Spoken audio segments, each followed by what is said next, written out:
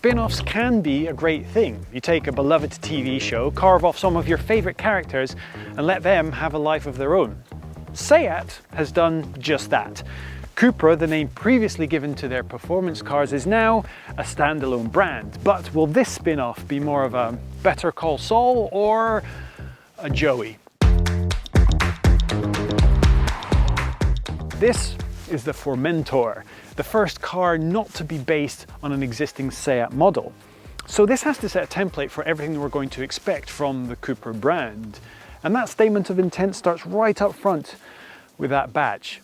To me, that is the most exciting and aggressive looking badge in the automotive world right now. To me, it looks like the face of the comic book character Spawn. Dark, brooding, aggressive. I mean, to you, it might look like a guy with no head going like this, but you know, to each their own. That aggressiveness extends all the way across the front. I love these lights and how they echo the badge's angular nature, and these little diamond details really add to it. The small touches which you could say might be lifted or borrowed from brands like Lamborghini, these little flick-ups remind me a little bit of the Aventador without necessarily looking like it copies it. Once you get down the side, things start to calm down a little bit. I'm not a big fan of the contrasting colour on these wheel arches. It gives it a bit of a Volvo cross-country feel. It's not necessarily a dig, but not my particular choice. But this side mirror looks like it's been sculpted by the air running over it. I'm a big fan of that. Roof rails on a car are never usually something that look great, but somehow in this car it ties it all together. It somehow adds to the aggressiveness, even though it's a fully practical addition to the car. The side itself gives it a slight air of anonymity, but as soon as you get to this rear three-quarter, that aggressiveness is back with this rear haunch. The C-pillar area reminds me a little bit of the Nissan Juke, which isn't a dig. I really like that angle of the Juke. And coming around the back, this Cylon-esque light bar, side to side across the width, added to that aggressive badge there on carbon fiber, really gives it a very special look. This car looks so good from so many different angles, it's quite a surprise. Having seen pictures of it, I wasn't sure how I'd feel getting up to it for the first time, but considering that this car really has to build the Cupra brand up from the ground, they've done a really good job. Outside of our car community, not that many people are going to recognize the Cupra name, and that badge is brand new to all of us. So this car has got a lot to do in terms of building a reputation. And so far, it's off to a great start. Great looks mean nothing though if it can't back it up on the road, and on paper, the Formentor seems to stack up pretty well. This version gets 306 horsepower from a 2-litre 4-cylinder engine and 295 pounds-feet of torque. 0 to 62 will come in 4.9 seconds. If those numbers sound pretty sporty to you, then you're right, because they are pretty damn close to the stats of the Porsche 718 Cayman. So what do all those numbers add up to in the Formentor? Well, it's not the largest car in the world, so 306 horsepower is enough to make it shift.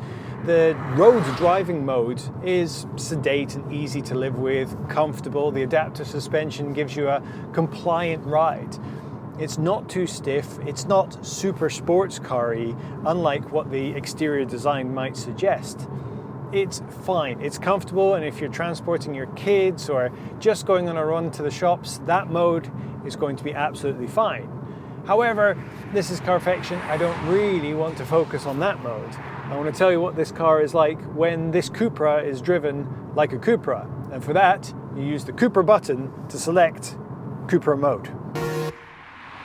In Cupra mode, the true character of this car is revealed, and all of a sudden it transforms from a car that you can live with to one that you actually want to drive. And you can sense that right from a standing start. Cupra symbol up on the screen.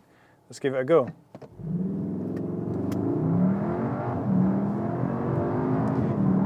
That's a sub 5 second 0 to 60 time, which isn't to be sniffed at in a car this size.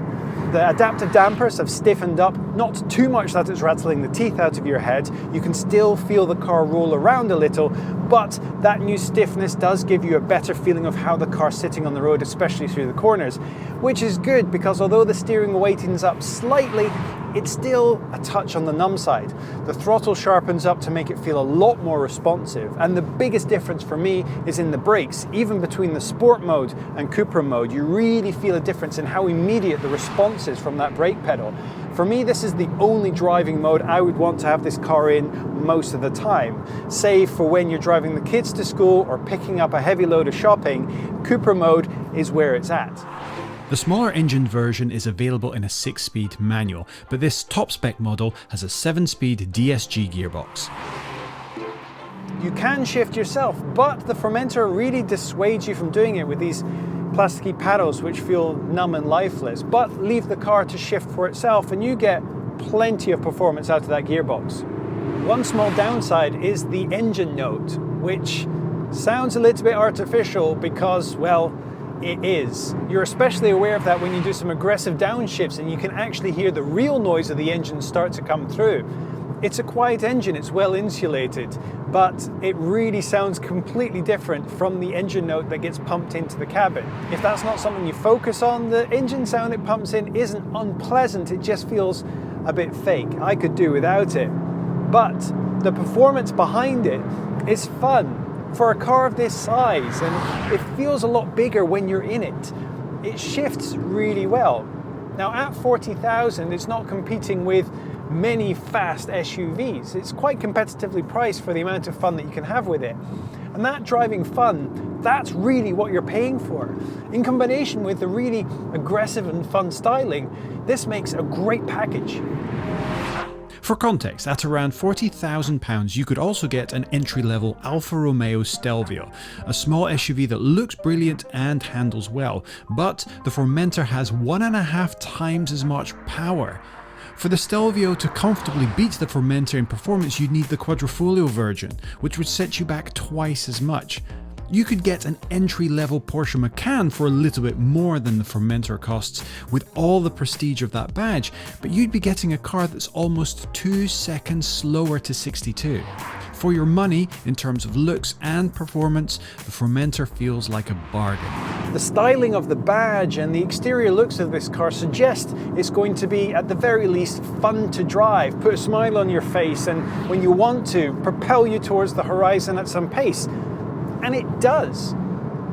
Driving this car over the week that I've had it, the overwhelming feeling that I have of it is that it's a fun car.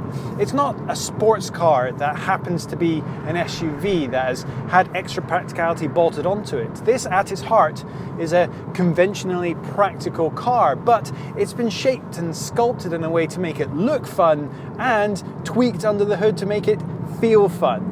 Now, coming through a corner, you're not exactly exploding out with the most amount of pace. In fact, if you treat this car like a momentum car, that's when you get the most out of it. But it's fun to explore a car that has some character, even if there is a little bit of fakery in things like the sound. There is a complete trust in how this car is going to get you around the corner. You never feel like you're going to be in trouble.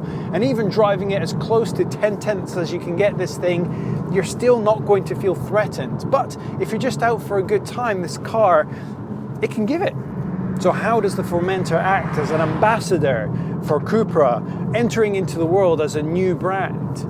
Well, this statement of intent right now with this car suggests how much fun they're going to focus on having. The SEAT brand will still have plenty of room to accommodate the more sedate cars for people who don't necessarily want to have that performance element to their cars. But the Cupra brand looks like it's going to pack some fun.